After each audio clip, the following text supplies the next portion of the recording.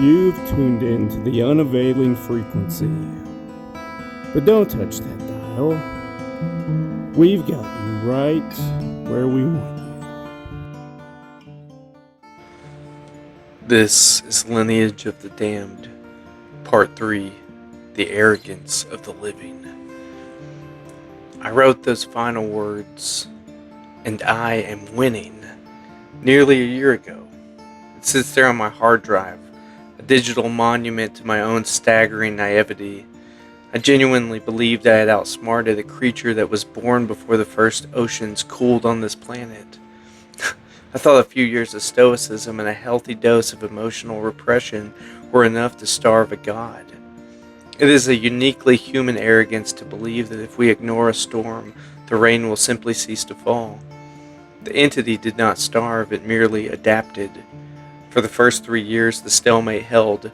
It was brutal, an exhausting psychological trench warfare. I kept my head down, I stared at my spreadsheets, and I maintained my wall of absolute, suffocating apathy. And for a time I saw the entity diminish. The cold spots in my apartment grew less severe. The towering kaleidoscopic geometry in my peripheral vision seemed to lose its sharp, agonizing edges, blurring into a dull, static hum. I thought it was dying.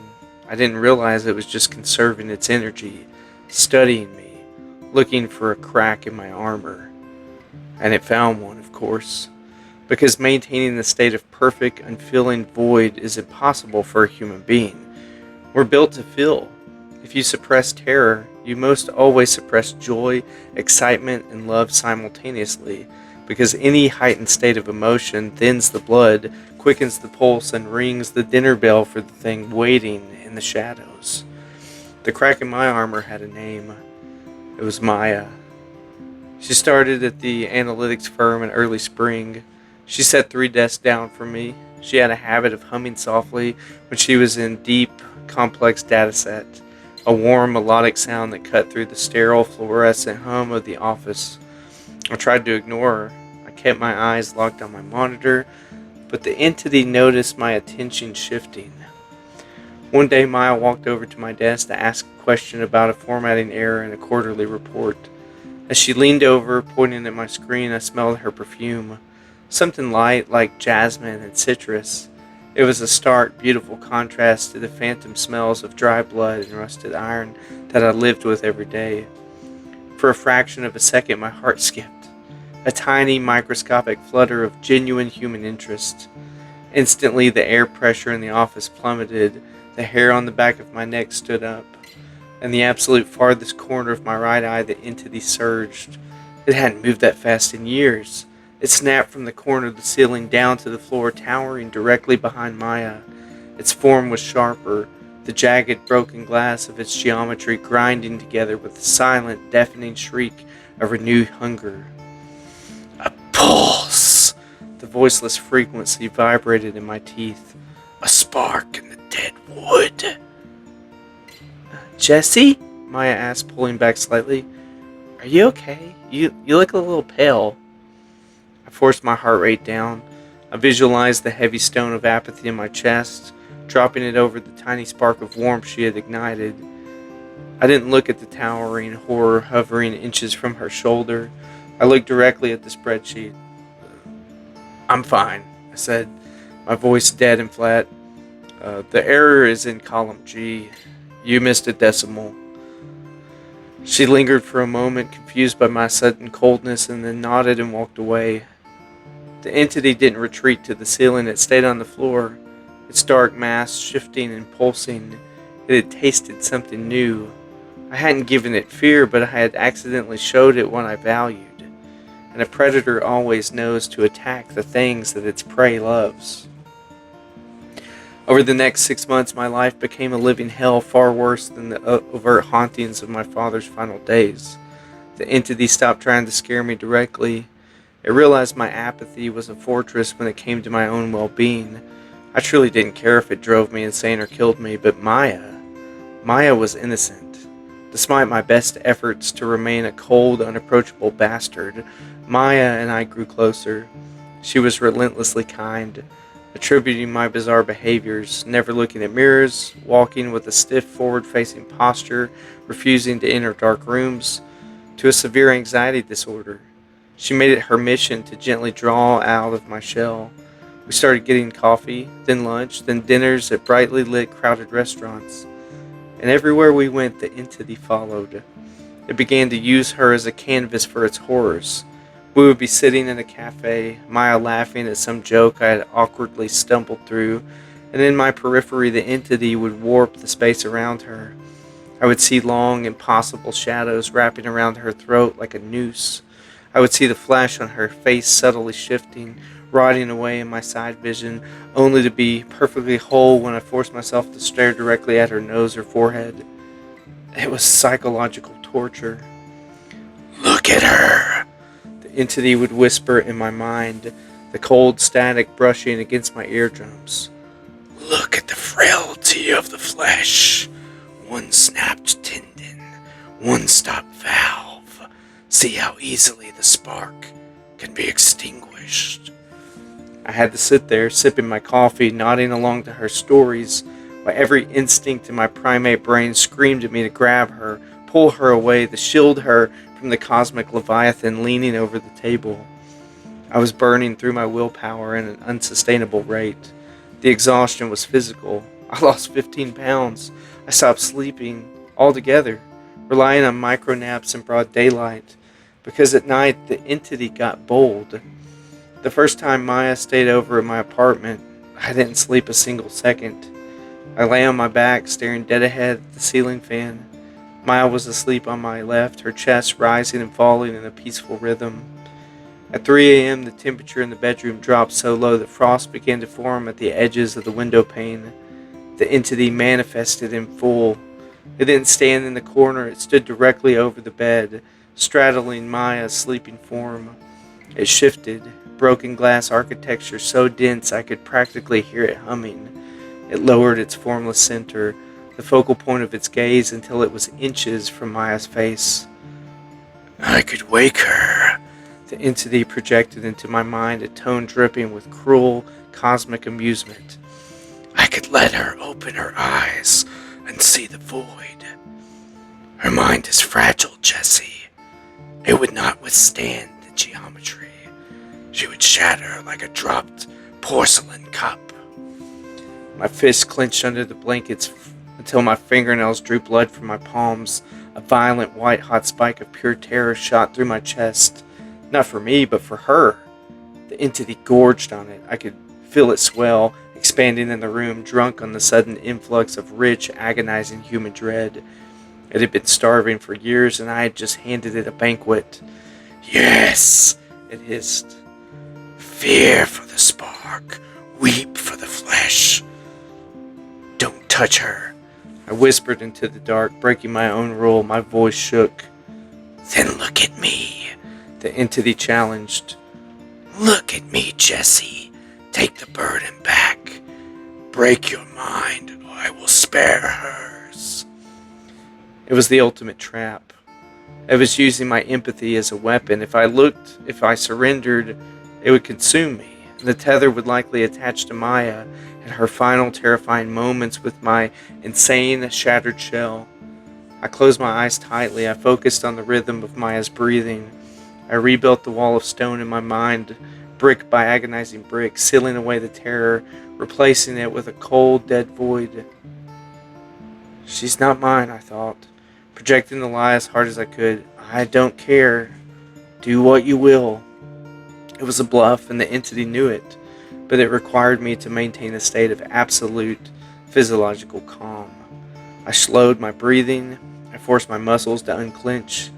I lay there like a corpse for hours, listening to the entity scrape its alien geometry against the walls in frustration, until the sun finally broke over the horizon.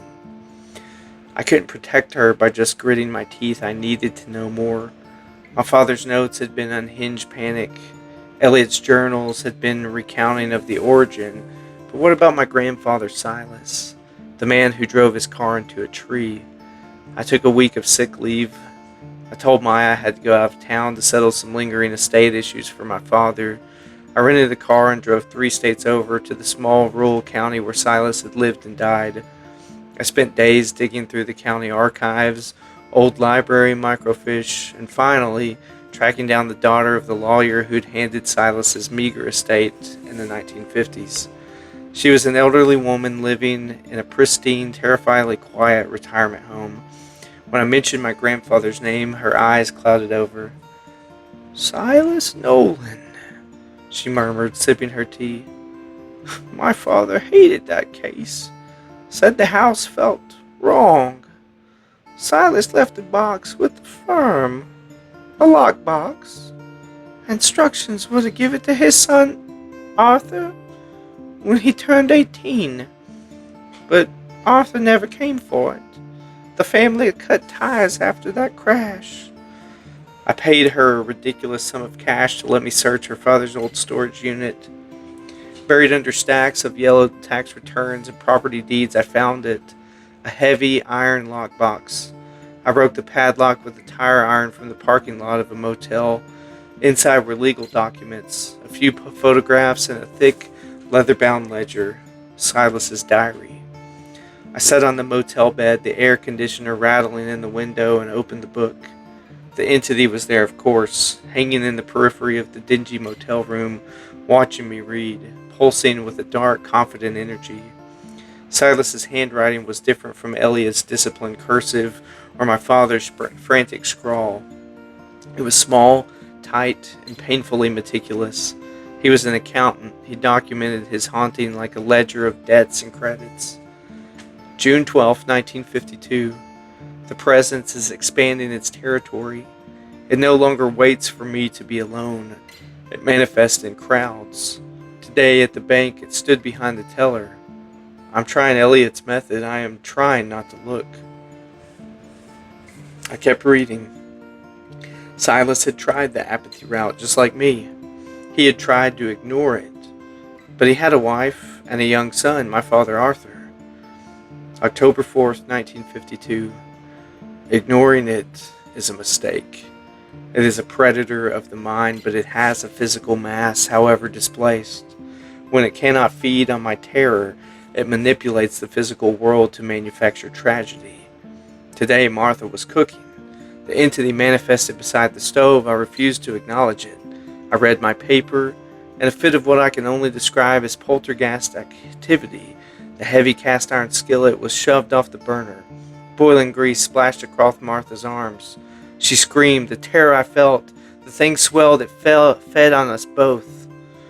It cannot touch us directly, but it can exert enough kinetic force to nudge a falling object, to stick a door hinge, to bind a driver for a fraction of a second with a sudden, dark reflection. My blood ran cold, and I thought of the car crash that killed Silas. The official report said he swerved to avoid an animal. November 18th, 1952. I understand the endgame. If I do not surrender to it, if I do not let it shatter my mind, it will simply kill Martha and Arthur and the accidents to harvest my grief. It is holding them hostage against my sanity. There is only one way to protect them. I must remove myself. I must take the tether far away, and then I must die before it can travel back to Arthur. I've mapped the nearest deep water, the old quarry. I will tie the engine block to my legs. I will drive into the dark. If my lungs fill with water, if the tether snaps at the bottom of a black abyss, perhaps it will lose its way. Perhaps it will drown with me. I stared at the page. Silas hadn't been driven off the road by a sudden manifestation. He hadn't lost his mind. He was trying to end it in a specific, calculated way to trap the entity at the bottom of a lake. But he never made it. The entity had known what he was planning. It had manifested in the car, forced him to crash into the elm tree, and killed him prematurely, ensuring the tether snapped right back to my father. I closed the ledger. The entity in the corner of the motel seemed to vibrate with a smug, horrific triumph. "You are not the first to try and build a wall," it whispered, a sound like grinding stones. "You're just another link in the chain, and the chain always breaks. If I stayed with Maya, if I continued to suppress my fear, the entity wouldn't just stand there. It would start knocking over boiling water. It would nudge her car into oncoming traffic. It would manufacture the tragedy it needed to force my hand. I couldn't starve it. I could only feed it. Or I could run. I drove back to the city in a state of absolute mechanical detachment. I knew what I had to do. It was the only tactical move left on the board, and it was going to destroy the only good thing I had left in my life. I called Maya from the road. I told her to come to my apartment. I said we needed to talk. When I arrived, she was already waiting in the hallway. She smiled, her eyes crinkling with relief. "Jesse, you're back early. How did it go?" I unlocked the door and walked in, leaving her to follow. I didn't turn on the lights. The late afternoon shadows were long and heavy. The entity was waiting for us. It manifested immediately, a towering pillar of fractured darkness directly behind Maya in the kitchen. It was eager. It could smell the adrenaline spiking in my bloodstream. "Jesse?" Maya asked, her face faltering as she stepped inside. "What's wrong? Why is it so cold in here?" I stood by the window, my back to her. I stared out the gray sky, keeping my eyes locked on the horizon, refusing to let my peripheral vision catch the monster looming near her. "You need to leave, Maya," I said. My voice was flat, a dead drone. "Leave? What are you talking about? You just got back." She stepped closer. "Yes," the entity hissed, its mass undulating. "Break her heart. Let me taste the sorrow. The betrayal is a bitter wine, but I will drink it." I turned around. I kept my gaze fixed exactly on the bridge of Maya's nose. "I'm done with this," I said, forcing every ounce of venom I could muster in my tone. "I'm done playing this little game with you. I don't want you here. I don't want to see you again." She stopped dead. The color drained from her face. Jesse? What happened? Did something happen with your dad's estate? Are you having a panic attack?" "I'm not having an episode, Maya," I spat. "I'm just tired of pretending to care. You are suffocating. Your constant hovering, your endless sickening cheerfulness, it's pathetic. I don't love you. I never have. You are just a convenient distraction." The words tasted like ash and battery acid in my mouth. Every syllable a lie, a blade I was driving into my own chest as much as hers. Maya's eyes filled with tears, her bottom lip trembled. In my periphery, the entity was going berserk. It was swelling, twisting in a frenzied dance of cosmic ecstasy. The raw, unadulterated emotional agony filling the room was a feast unlike anything it had consumed in years. You don't mean that," Maya whispered, her voice breaking. "Look at me, Jesse. Actually, look at me." She stepped to the side, trying to catch my eye. In doing so, she stepped directly into the physical space occupied by the entity's projection. The reaction was instantaneous and horrific. Maya gasped, her eyes flying wide open. She didn't see the entity, her mind couldn't process it, but she felt the absolute freezing void of its presence. She clutched her chest, suddenly unable to breathe. The ambient temperature around her plummeted so fast the moisture in her breath instantly crystallized into a fine mist. Jesse! She choked out, falling to her knees. "Jesse, something's wrong. I can't breathe." "Look at her," the entity roared, a sound that threatened to split my skull in two. "Save her. Acknowledge me. Break the wall." It was compressing the air around her. It was using the same kinetic force Silas had described, crushing her lungs, inducing a massive physical panic attack. If I broke, if I screamed, if I ran to her, if I looked at the entity and begged it to stop, it would win. The wall would shatter, the madness would take me, and Maya would be collateral damage in a cosmic feeding frenzy. I had to be a monster in order to save her. So I stood perfectly still. I looked down at her grasping on the floor, keeping my eyes dead, my expression a mask of utter contempt. Get up, I said, my voice cold as ice. Stop being dramatic and get the hell out of my apartment. Maya looked up at me, her face pale, her eyes filled with a terror that was now twofold. The physical suffocation of the entity and the psychological horror of seeing the man she loved look at her with the cold, dead eyes of a psychopath. The betrayal snapped something inside of her. Adrenaline fueled by sheer survival instinct and the sudden violent rush of anger flooded her system. She scrambled backward on the floor, dragging herself out of the entity's direct spatial footprint. She coughed violently, air rushing back into her lungs. She stood up, shaking uncontrollably, leaning against the doorframe. She looked at me one last time. There was no love left in her eyes, only fear, disgust, and a profound, permanent distance. "You're a monster," she whispered. She opened the door and ran down the hallway. I heard her footsteps retreating. I heard the stairwell and the door slam shut. She was gone, and she would never come back. But at least she was safe. The silence in the apartment was absolute. I stood alone in the living room. The entity remained in the center of the floor. It was massive now, gorged on the feast of our mutual destruction.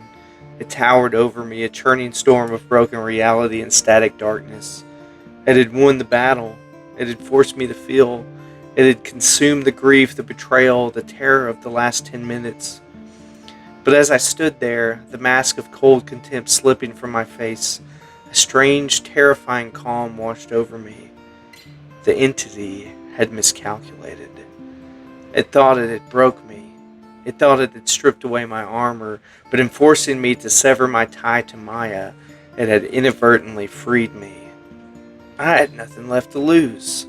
My father was dead. My grandfather was dead. Elliot was dead. Maya hated me and would never return. I was entirely, fundamentally alone. There were no more hostages, no more vulnerabilities. I looked at the entity, and I didn't look at its periphery. I didn't turn my head away. I turned my body, squared my shoulders, and looked directly into the center of the geometric nightmare. Yes! The entity vibrated, a purr of cosmic satisfaction. Gaze into the abyss, Jesse. Let your mind fracture. The long feast begins. The walls of my apartment vanished. The physical world melted away into the freezing, infinite void of dead stars and shattered glass. I was unmoored, suspended in the horrific dimension of the parasite. The focal point of its gaze bored into my consciousness. I felt the immense, crushing weight of its antiquity. I felt the madness waiting just at the edge of my sanity, ready to rip my mind into a million screaming pieces. But I didn't scream.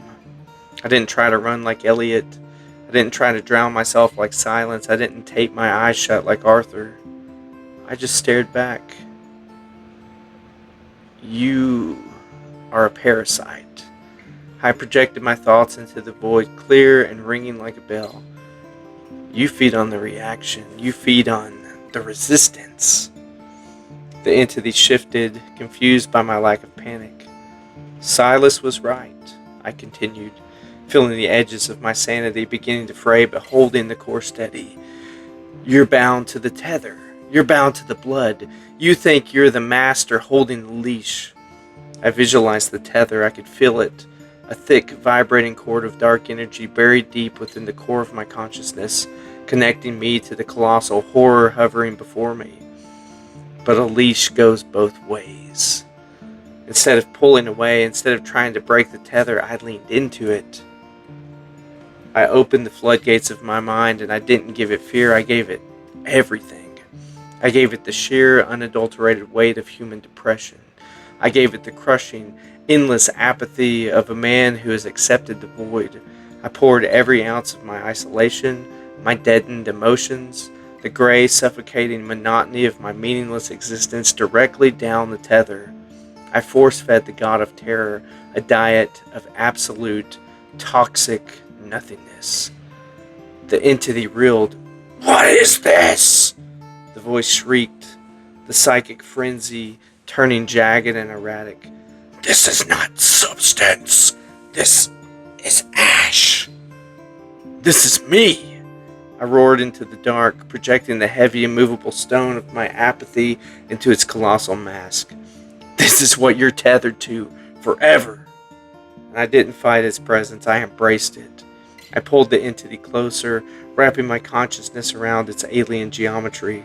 It tried to project horrors, images of flayed flesh, of screaming loved ones, of eternal darkness. I met every image with a yawn, with a shrug, with the hollow, dead-eyed stare of a man who had already lost everything. And the entity began to thrash. For the first time in its ancient existence, it wasn't the predator. It was drowning. It was drowning in the sheer, unfathomable depths of human depression. It was a creature of high-frequency energy, of terror and panic, and I was forcing it into a swamp of desolate and absolute stillness. Release! It shrieked, a sound of genuine cosmic panic. The tether vibrated violently as the entity tried to snap the connection, trying to flee back into the deep void, trying to find a new bloodline, a new source to fear. No, I said. You chose this family. You chose me. We're in this together now. I gripped the psychic tether with the iron will of a man who has nothing left to live for. The void collapsed in on itself with a soundless implosion. I was thrown violently back into my physical body. I hit the floor of my living room hard, gasping for air, sweat pouring down my face. The apartment was silent. The afternoon sun was streaming through the window, casting long, warm, normal shadows across the hardwood floor. And I lay there for a long time, listening to the distant sound of traffic. I slowly pushed myself up, and I looked around. The corners of the room were empty, the air pressure was normal, the smell of ozone was gone, replaced by the faint lingering scent of my own stale sweat and dust. I looked into the hallway mirror. God, I looked terrible. My eyes were sunken, my skin pale. But my reflection was just a reflection. There was no towering shadow standing behind me. Had I won? Had I destroyed it?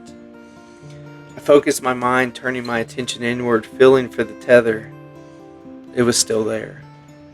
But it wasn't pulling anymore. It was hovering in the periphery of the room, looming over me like a titan. I closed my eyes and looked down into the dark basement of my own consciousness. The entity was there. It was small now, shriveled. It looked like a dying ember, a tangled knot of broken geometry huddled in the deepest, coldest corner of my mind. It was completely dormant, trapped within the iron vault of my apathy, suffocating on the toxic sludge of my depression. It couldn't manifest in the physical world anymore. It didn't have the energy. I had starved it, not by ignoring it, but by smothering it with a despair so heavy it couldn't lift its head. I opened my eyes. I am Jesse Nolan.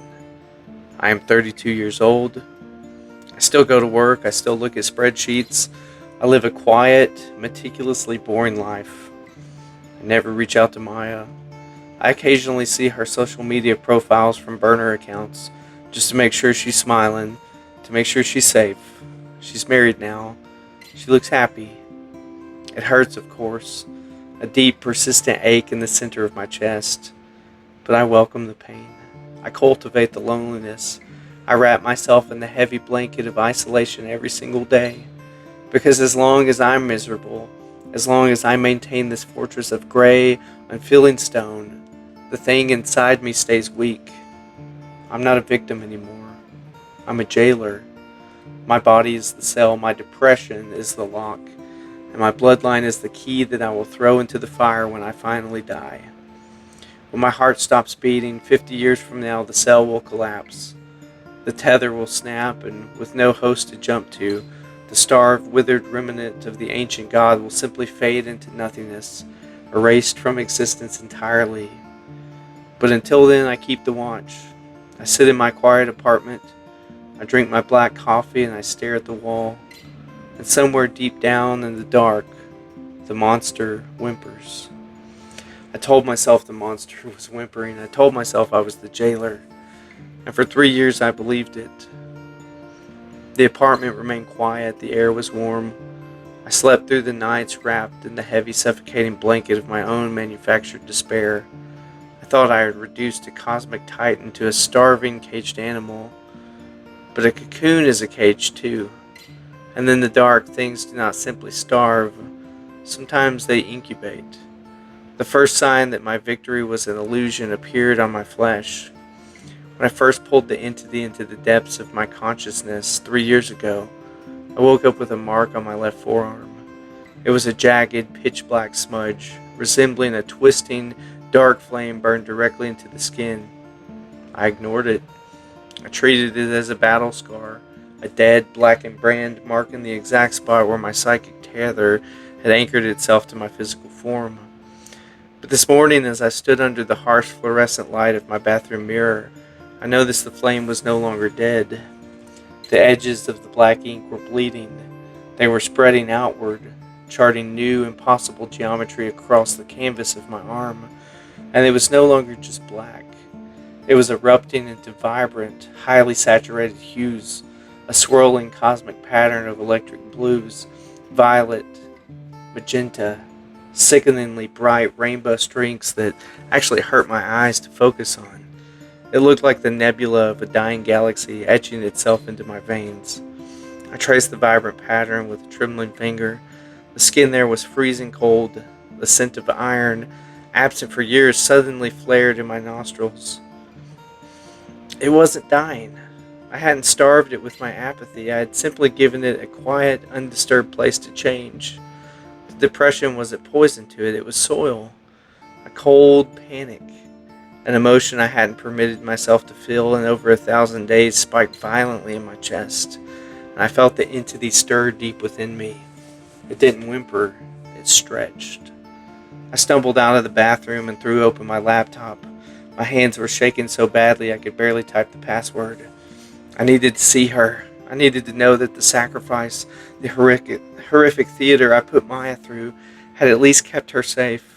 I opened my browser and logged into the anonymous burner account I used to check on her once every few months. I navigated to the local community organization page where she volunteered. Maya had always loved that stuff. Organizing food drives, setting up neighborhood park cleanups. She'd posted a public photo album yesterday afternoon from a weekend family event. I clicked through the photos. My heart hammered against my ribs, feeding the colorful cosmic flame creeping up my arm. And there was Maya. She looked beautiful. She was standing in the sun, smiling, holding the hand of a man who looked kind and normal. And standing in front of them, holding Maya's other hand, was a little boy. He had dark, curly hair. He had a small, familiar jawline. I stared at the timestamp on the album. I stared at the boy. My mind scrambled to do the math, a frantic, desperate calculus of weeks and months. 3 years and a few months since I threw her out of my apartment. The boy in the photo was walking, wearing a small denim jacket. He looked to be about 2.5 years old. Maya hadn't just been my girlfriend. On the day I broke her heart to save her life, she had been carrying the Nolan bloodline. I zoomed in on the photograph. The air in my apartment plummeted to a freezing temperature. Frost began to crackle against the edges of my laptop screen. The vibrant cosmic tattoo on my arm pulsed, searing with a cold, psychic fire. I looked at the boy's face. He wasn't smiling for the camera. He was clinging to Maya's leg. His knuckles were white. His small, terrified face was turning slightly away from the lens. He was looking toward the absolute edge of the photograph. My cursor hovered over the right side of the image, and there in the background of the sunny park, standing just in the boy's peripheral vision, was a smudge of digital compression, a tall, distorted shadow of impossible geometry, folding in on itself, waiting patiently in the daylight. The tether had not been severed. It had simply branched. The entity had left a seed incubating in my flesh, feeding slowly on my despair to build something physical, while its true ravenous hunger had effortlessly skipped to the most vulnerable, terrified mind it could find. A child who didn't understand the shadows. A child with my eyes. The screen flickered. The towering kaleidoscopic shadow in the photograph seemed to shift, turning its focal point away from the boy just for a second to look directly at me through the monitor. "The chain never breaks, Jesse," the ancient voiceless frequency roared, vibrating through the colorful burning flesh on my forearm and shattering the stone walls of my mind completely. "It only grows."